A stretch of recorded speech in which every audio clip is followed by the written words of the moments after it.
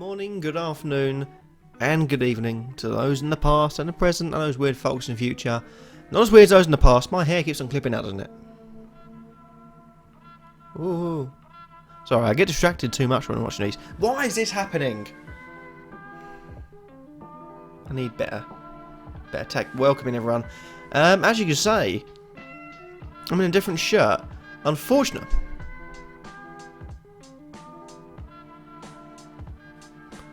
I have to just ignore it. Unfortunately, I am in a different shirt. I had to record the rest of these videos again because I can't find them. My computer decided to do an update and now I can't find jack rubbish again. Going through this again. None of the files that I've actually uploaded or recorded or anything I can find. So, alas, we are here doing this video again. Today we're talking about the sneaky Snickers owned by Harry, the odd sod, as he said, even though his name on Discord is Harry2468. That's really annoying me.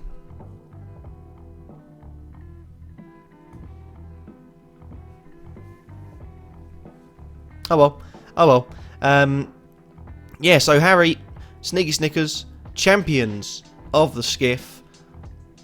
Somewhat the opposite of champions in the SCITT, and now we're going to have to look over them. I'm going to have to try and find a way to stop this. Calm down, Kurt, it's fine.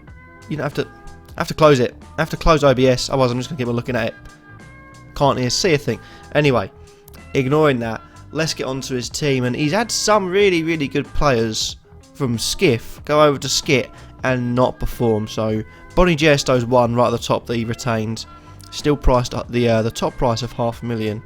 Didn't really do it in the SCITT. 155 on the runs, 132 on the balls, no 50s, no 6s, high score of 39, average of 19, but we know exactly what he is capable of. Whether he can get to that form again, I'm not sure, but one man who has surprised me with the bat is Alley, who was another man who he kept on. Also rising in price with 100 grand on there. In fact, the only man actually that is signed on to Sneaky Snickers that has risen in price. Had a fantastic SCITT, 2 half centuries, high score of 65, kept the strike rate up high, the average high as well. Half the time he ended up not out. 270 runs from 152 balls. I think that's quality hitting from Alley. In terms of other players that he's kept on, I believe he retained the maximum of 6. He also kept Josh Butler, Sam Curran, Chris Jordan and Daniel Cairns. Chris Jordan, however, operated as a number 4 for the entire tournament. Obviously, we're not going to do that in this team. But Daniel Cairns is a weird one, and giving him the captain's armband means I'm assuming he's going to start. But to be honest, I wouldn't be surprised if he's sort of hidden away up at 9, controlling the team. He's decent in the field, but that's about it, really. That's about it. He hasn't really done too much with the bat. He hasn't really bowled too much, so I doubt we'll see much of him, but he captains the side, and he'll probably stick himself at 9, potentially a bit higher, but who knows. In terms of batsmen, though, he signed up 2 world-class bats, and that's a big move for him. He signed up Marnus Labuschagne, who I think will start at 3, and Virat Kohli, who I think will start at 4. The 2 of them as well. So campaigns, considering what you'd expect of them. Virat Kohli staying at 450k. Signed in from JW. Also picked up a Marnus Labuschagne from the Pies, who aren't returning in the season 2 of SCITT. Both of them having a strike rate of, well, Kohli's 144, Labuschagne's 122. Not the best, really. They could improve on that. There's a couple of really good innings there for Marnus Labuschagne as well. Just couldn't really press on and get the 50. Virat Kohli out of 49. Shame.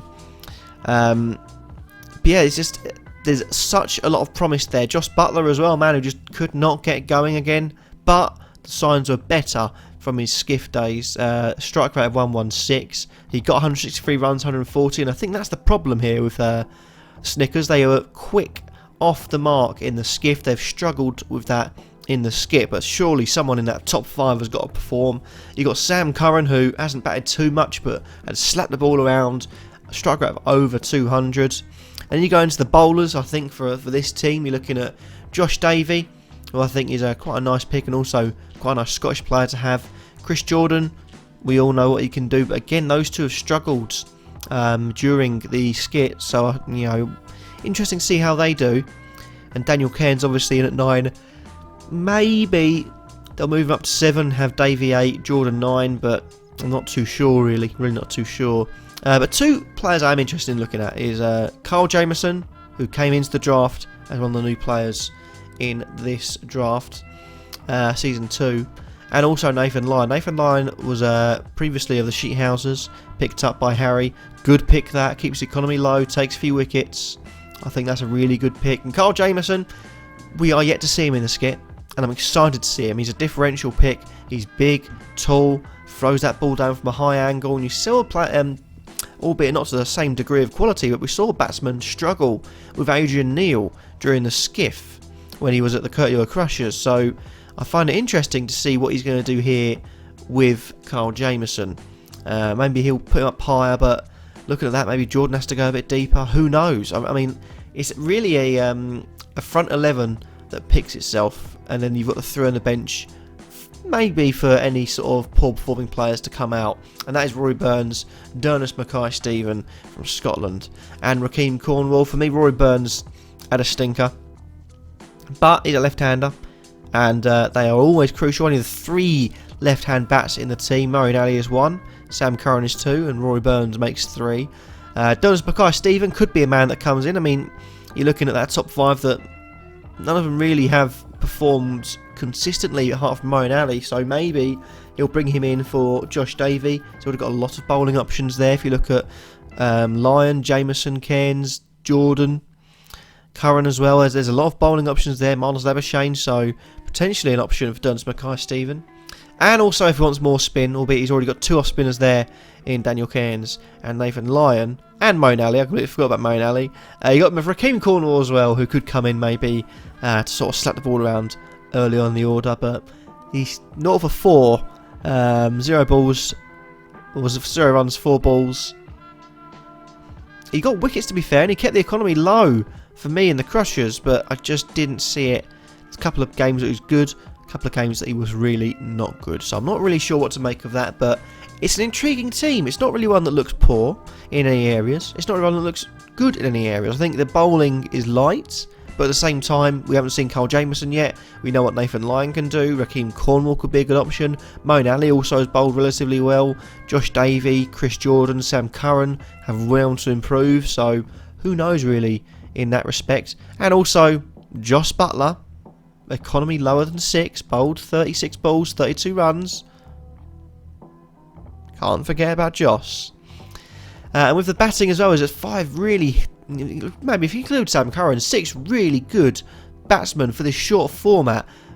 Excluding Curran and Ali, then you're looking at 4 that really need a good start, or they could be looking at Rakeem Cornwall, Rory Burns, or Durnus Mackay-Steven coming in for them. So it's intriguing. I think this is a team that can have a lot of changes over the course of the group stages, and a team that maybe could shock a few of the bigger teams and the favourites as well for this tournament. Thank you for watching though. Hopefully you're all enjoying yourselves. Sorry this video is late again. I don't know where the files have gone. They're not where I saved them. So, meh. There you go.